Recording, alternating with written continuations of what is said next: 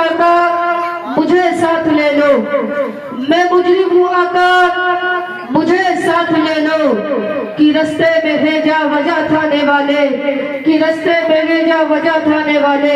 اور آگے ارشاد فرماتے ہیں کس کو کیا دینا ہے یہ شاہ دوسرا پر چھوڑ دے، کس کو کیا دینا ہے یہ شاہ دوسرا پر چھوڑ دے، تو غلام ان کا ہے بس ان کی عطا پر چھوڑ دے، تو غلام ان کا ہے بس ان کی عطا پر چھوڑ دے۔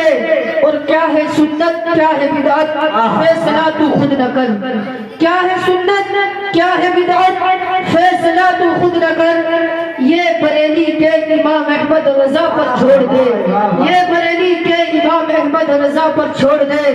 اور اپنی بخشش کے بارے میں تو سوچنے والا ہے کون، اپنی بخشش کے بارے میں تو سوچنے والا ہے کون، یہ مصطفیٰ کا کام ہے مصطفیٰ پر چھوڑ دے، یہ مصطفیٰ کا کام ہے مصطفیٰ پر چھوڑ دے۔ برادران ملت اسلامیہ جس آیت کریمہ کی تلاوت کا شرف حاصل کیا ہے، اللہ رب العزت اپنے مقدس کلام پاک کے اندر ارشاد فرماتا ہے ان الدین عند اللہ الاسلام، بے شک اللہ کے نزدیک اگر کوئی پسندیدہ دین ہے تو دین اسلام ہے۔ برادران ملت اسلامیہ اسلام کی زندگی دیکھیں، دین اسلام ہمیں کیا طریقہ دے رہا ہے، اسلام امن کا طریقہ دے رہا ہے، اسلام ہمیں سکون کا طریقہ دے رہا ہے۔ برادران ملت اسلامیہ جو نبی اس دنیا میں سب سے افضل آئے ہیں وہ نبی ہمیں امن کا طریقہ دے رہے ہیں۔ ذرا اس نبی کی زندگی کا مطالعہ کرتے ہیں جس کا ہم گن گا رہے ہیں، جس کا ہم کلمہ پڑھ رہے ہیں، جس کے بتائے ہوئے طریقے پہ چل رہے ہیں۔ برادران ملت اسلامیہ ایک یہودی تھا جو ہمارے نبی کی شان میں گستاخیاں کرتا رہتا تھا، ہر وقت وہ ہماری شان نبی کی شان میں گستاخیاں کرتا رہتا تھا، وہ ہماری نبی کی شان میں توہین ہی کرتا رہتا تھا۔ اللہ اکبر۔ اس یہودی کا ایک بیٹا تھا، جوان تھا، بہت ہی خوبصورت تھا۔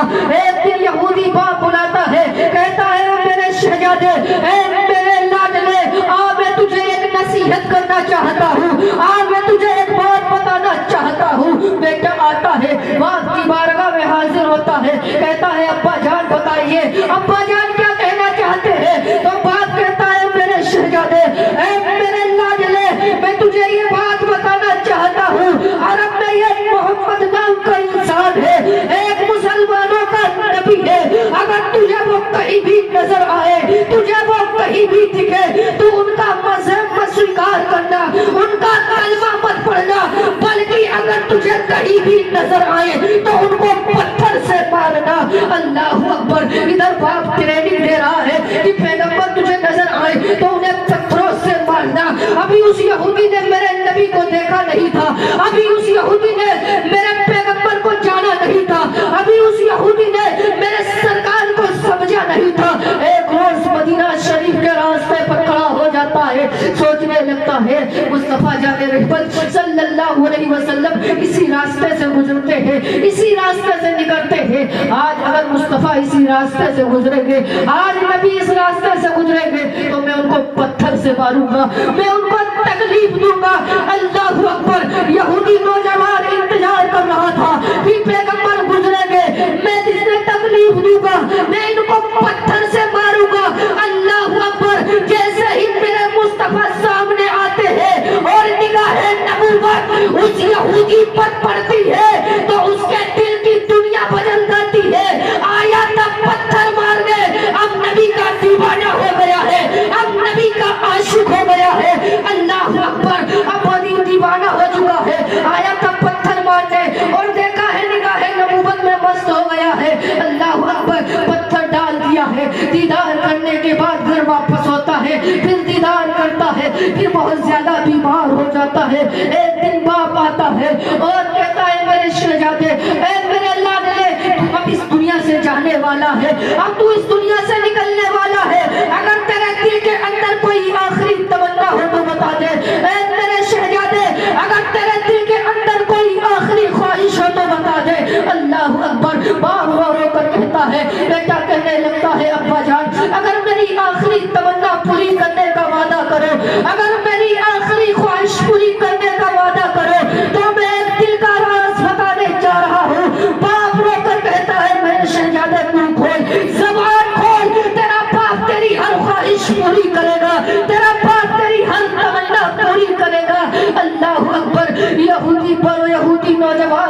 لگتا ہے ابا جان میں کچھ دنوں سے محمد کی محبت میں پاگل ہو چکا ہوں، میں نبی کی محبت میں دیوانہ ہو چکا ہوں، میں نبی کی محبت میں پاگل ہو چکا ہوں۔ اب میری آخری تمنا یہ ہے، اب میری آخری خواہش یہ ہے، اب میری آخری آرزو یہ ہے کہ اگر میں اس دنیا سے جاؤں تو جانے سے پہلے ان کے نورانی چہرے کا دیدار کر لوں، ان کے نورانی ٹکڑے کو دیکھ لوں۔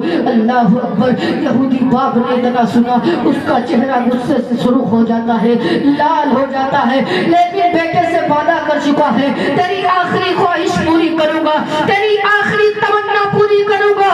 اللہ اکبر، باپ کہنے لگتا ہے میں تجھ سے وعدہ کروں، میں نے تجھ سے وعدہ کیا ہے میں تیری خواہش پوری کروں گا۔ یہ یہودی باپ پہنچ جاتا ہے، نبی کی بارگاہ میں پہنچتا ہے، پہنچنے کے بعد عرض کرتا ہے آقا آقا میرا ایک بیٹا ہے، جوان ہے، نوجوان ہے، بہت خوبصورت ہے، وہ آپ کی محبت میں پاگل ہو چکا ہے، آپ کی محبت میں دیوانہ ہو چکا ہے۔ اب اس کی آخری تمنا یہ ہے، اب اس کی آخری خواہش یہ ہے کہ وہ یہ کہتا ہے کہ جانے سے پہلے آپ کے نورانی چہرے کا دیدار کر سکے، جانے سے پہلے آپ کے نورانی چہرے کو دیکھنا چاہتا ہے۔ اللہ اکبر، میرے نبی نے اتنا سنا، صحابہ کو حکم دیا اے میرے جانثارو اٹھو، چلو اس جنتی دولہے کے پاس چلتے ہیں، اس نوجوان کے پاس چلتے ہیں۔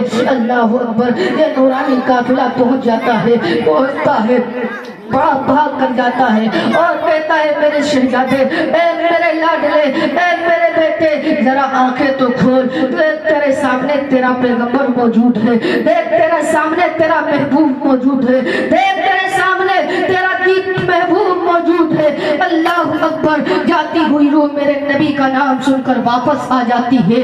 اللہ اکبر، دیوانہ آنکھیں کھول دیتا ہے، دامن مصطفیٰ پکڑ لیتا ہے اور رو رو کر کہتا ہے آقا میں آپ کی محبت میں پاگل ہو چکا ہوں، میں آپ کی محبت میں دیوانہ ہو چکا ہوں۔ اب میری آخری تمنا یہ ہے، اب میری آخری خواہش یہ ہے کہ جانے سے پہلے آپ کے مذہب اختیار کر سکوں، جانے سے پہلے مذہب اسلام میں داخل ہو جاؤں۔ میرے نبی نے کہا دیوانہ اب کلمہ تو پڑھ لے۔ دیوانہ پھر رو کر کہتا ہے آقا میرے پاس نمازیں نہیں ہے، میرے پاس زکات و خیرات نہیں ہے، میرے پاس کوئی ایسا عمل نہیں ہے جس کے سبب میری بخشش ہو جائے، جس کے سبب میری نجات ہو جائے۔ نبی نے فرمایا تھا دیوانہ اب تو کلمہ پڑھ لے، تیری بخشش کی ذمہ داری محمد عربی لیتا ہے۔ اللہ اکبر، دیوانہ کلمہ پڑھتا ہے، کلمہ پڑھ کر دیوانہ مسلمان ہو جاتا ہے۔ پھر دیوانہ نے جیسے ہی کلمہ پڑھا اور اس کی روح اس کے جسم سے نکل جاتی ہے، دیوانے کی روح نکل جاتی ہے۔ اب یہودی باپ کہنے لگتا ہے یہ مسلمان کی امانت ہے، یہ مسلمان کا جنازہ ہے، میرے گھر سے نہیں بلکہ آپ کے گھر سے اٹھے گا، آپ کے گھر سے اٹھے گا۔ میرے نبی نے صحابہ کو حکم دیا اے میرے جانثارو چلو اس جنتی دولہے کو لے چلو، اس کی بارات مدینے کی گلیوں میں سجائیں گے، اس کی بارات مدینے کی گلیوں میں نکالی جائے گی۔ اللہ اکبر، ایسا ہی کیا جاتا ہے۔ اللہ اکبر، مدینے کے گلیوں میں اس کی بارات نکالی جا رہی ہے۔